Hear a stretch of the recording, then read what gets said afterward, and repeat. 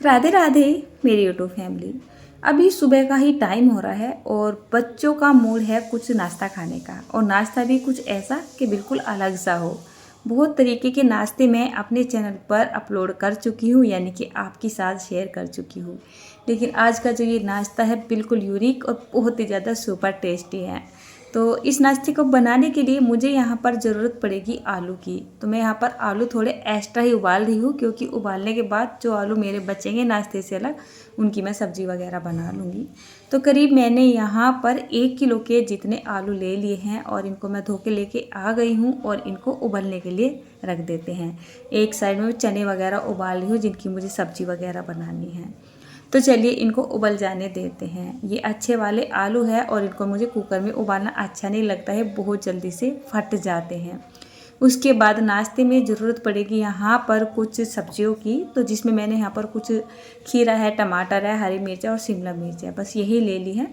सबसे पहले मैं यहाँ पर खीरा चेक कर रही थी। आजकल खीरे ना एकदम कड़वे कड़वे से आ रहे हैं, तो पहले मैंने चेक कर लिया है कि कहीं कड़वे तो नहीं है, नहीं तो पूरी रेसिपी मेरी ख़राब हो जाएगी।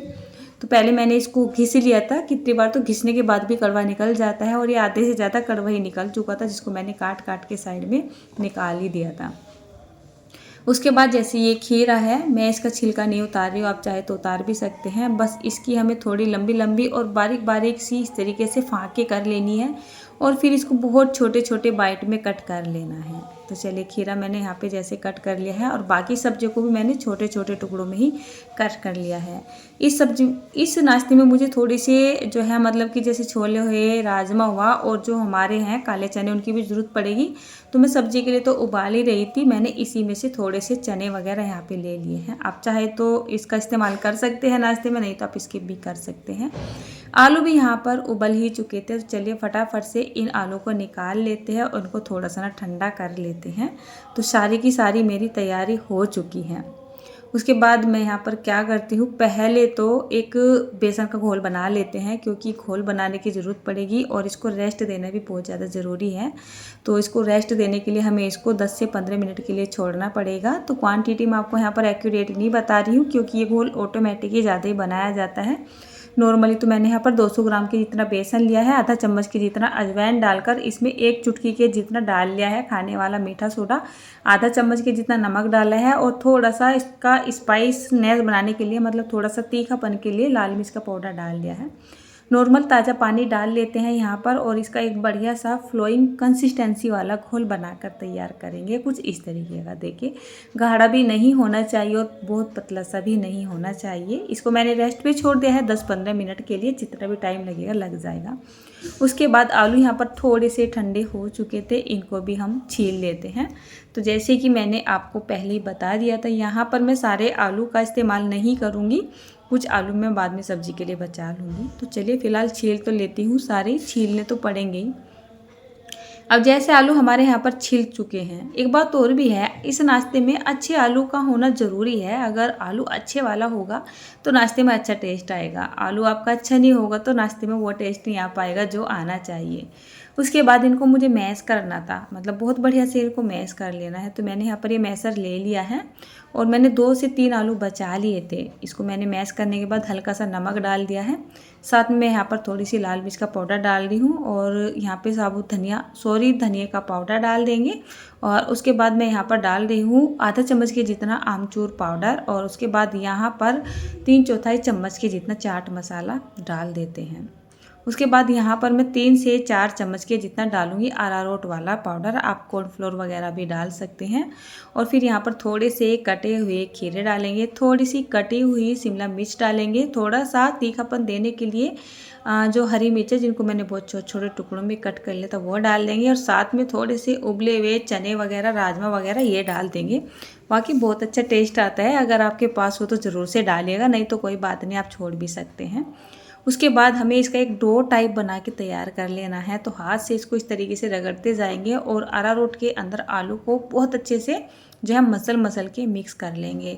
तो देखिए मैं इसकी इस तरीके से एक मतलब पीस से बना रही हूँ। उसके बाद हमें क्या करना है, इस तरीके से गोले से बना देने हैं, और फिर हाथ के बीच में रख के हल्का सा दबाते हुए इसकी एक फ्लैट सी टिक्की बना के तैयार कर लेनी है। देखिए इस तरीके की। तो इसी तरीके से आपको सारी टिक्की बना के तैयार कर लेनी है। कुछ मैंने यहाँ पर ये गोली गोले बना लिए थे, मुझे यहाँ पर वड़ा पाव बनाना था, ठीक है ना। तो कुछ मैंने ऐसी टिक्कियाँ बना ली थी। देखिए बहुत ही आसानी से बन रही है और फट भी नहीं रही है। अरारोट डाल दिया था ना, उसकी वजह से इसमें अच्छी सी बाइंडिंग आ चुकी है। चलिए, मेरी भांजी आई भी है ना पायल, तो इसने तेल भी रख दिया था। जब तक मैंने ये सब कुछ तैयार किया तेल अच्छे से गर्म हो चुका था। इस घोल को छोड़े हुए हो चुकी थी 20 मिनट की जितनी हो चुकी थी। इसमें 1 बड़ा टेबल स्पून के जितना खौलता हुआ तेल डाल लेंगे और उसको 2 से 4 मिनट के लिए, जब तक इसका कलर लाइट सा ना हो जाए और ये घोल हल्का सा ना हो जाए, इसको इसी तरीके से फेंटते रहेंगे। तो देखिए बिल्कुल चिकना चिकना सा और बहुत ही बढ़िया ये घोल बन के तैयार हो चुका है। अब हमें क्या करना है, तेल का टेम्परेचर मीडियम टू हाई के बीच में रखना है और एक टिक्की को उठाना है और इस तरीके से हमें बेसन में डिप कर देना है। देखिए इस तरीके से, और जो एक्स्ट्रा बेसन होगा उसको यहीं पे हमें एक निचोड़ सा देना है, नहीं तो क्या होगा ना, मतलब तेल भी ख़राब सा हो जाता है। और जो हम नाश्ता सब बना रहे हैं इस पर ना, मतलब बहुत ज़्यादा एक कांटे कांटे से खड़े हो जाते हैं, ऊबड़ खाबड़ सा लगता है, कहने का मतलब ये अच्छा नहीं लगता। देखिए इस तरीके से आपको कोट करना है और यहीं पे एक्स्ट्रा बेसन को छोड़ देना है इस तरीके से समेटते हुए, और बस इस तरीके से टिक्कियाँ डाल देनी है। इतनी ही डालेंगे जितनी तेल की रिक्वायर होगी और इसको करीब 1 मिनट के लिए ऐसे ही सीखने देंगे, छेड़ेंगे नहीं, और फिर इसको इस तरीके से पलट देंगे।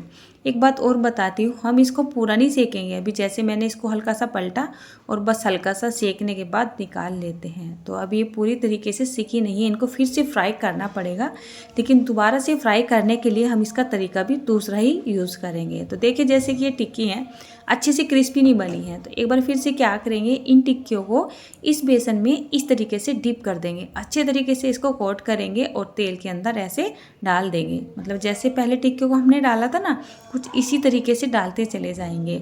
ये वाला प्रोसेस जब हम दोबारा से करते हैं ना, मतलब दोबारा से बेसन की कोटिंग करते हैं, इससे हमारी जो टिक्कियाँ होती है या नाश्ता जो होता है बहुत ही ज़्यादा क्रिस्पी बनता है, उसमें बहुत ही अच्छी लेयर बन जाती है, खाने में बहुत ही ज़्यादा टेस्टी लगता है। तो इसको करीब 1 मिनट के लिए सीखने देंगे और फिर इसको इस तरीके से पलट देंगे। तो कहने का मतलब ये है, गैस का फ्लेम मीडियम टू हाई के बीच में रखेंगे इस बार और इसको बढ़िया सा सेक लेंगे।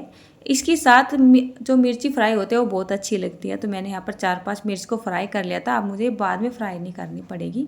तो देखिए इन पे बहुत ही अच्छे से कलर भी आ चुका है और ना ये फूलने लगे हैं, ऐसे लग रहे हो जैसे प्याज वगैरह की आपने कचौड़ी वगैरह खाई होगी ना, कुछ इस तरीके से फूले फूले बन के तैयार हो चुके हैं।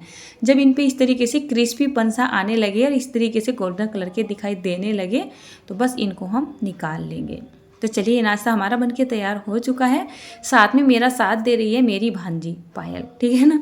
तो मैं यहाँ पर इनके लिए भी कुछ नाश्ता बना रही थी। आज मैंने बर्गर वगैरह भी बनाए थे, तो कुछ टिक्की मैंने उनके लिए भी बनाई थी, मतलब बर्गर में रखने के लिए। और ये है हमारा होममेड सॉस, जिसको मैंने अभी सुबह ही घर में बनाया था। चलिए नाश्ते को सर्व कर देते हैं फटाफट से, क्योंकि अब खाने वाले भी ना इंतज़ार कर रहे हैं, काम करते करते काफ़ी टाइम हो चुका है। तो ये हमारा सॉस भी आया और ये हमारी आलू की टिक्की, या फिर क्या बोल सकते हो आप इसको, एक तरीके से कचौड़ी भी बोल सकते हो, स्टफ्ड कचौड़ी बोल सकते हो आप इसको वैसे। और ये थोड़े से मैंने गोल वाले भी सेक लिए थे। तो लीजिए आपका नाश्ता तैयार है, बस फटाफट से खा लीजिए। तो राधे राधे दोस्तों, फिर मिलती हूँ एक प्यारी सी अच्छी रेसिपी में।